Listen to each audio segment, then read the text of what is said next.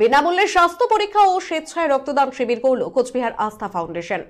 স্মৃতির স্বর্গীয় মৃণাল কান্তি সরকার এবং স্বর্গীয় কৃষ্ণা বর্মনের স্মৃতির উদ্দেশ্যে কোচবিহার ও উত্তরবঙ্গের প্রথম নৈশ রক্তদান শিবির অনুষ্ঠিত হচ্ছে রবিবার সন্ধ্যে 5টায়। সেখানে রক্তযোদ্ধারা স্বেচ্ছায় রক্তদান করবেন। তার সাথে সকাল থেকে বিভিন্ন রোগের ডাক্তারবাবুরা বসে স্বাস্থ্য পরীক্ষা, চক্ষু পরীক্ষা এবং সুগার টেস্ট করছেন বলে জানান আস্থা ফাউন্ডেশনের সম্পাদক।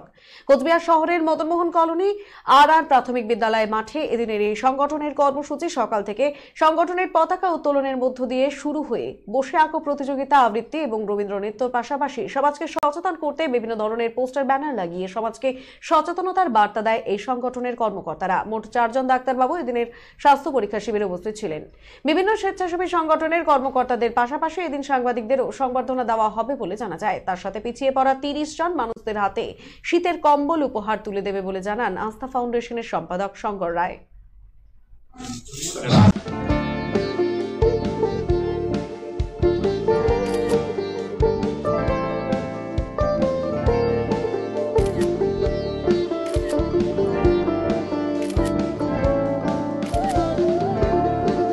Yeah, ma'am. Shot ready. Just 1 second, huh?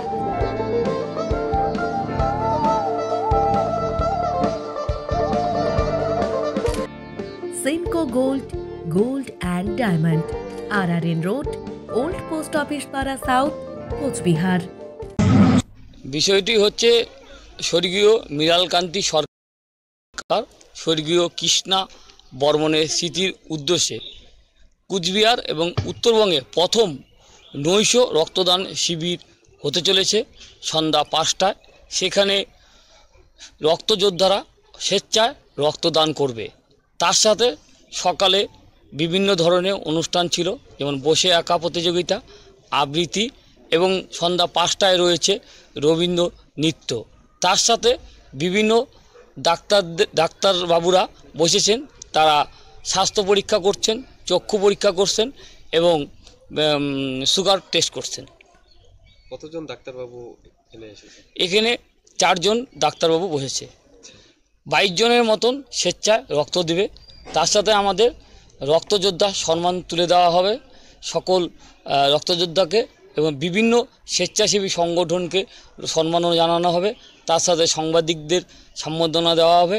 তার সাথে পিছিয়ে পড়া মানুষদের হাতে আমরা শীতের কম্বল উপহার তুলে দেব। প্রেস করো না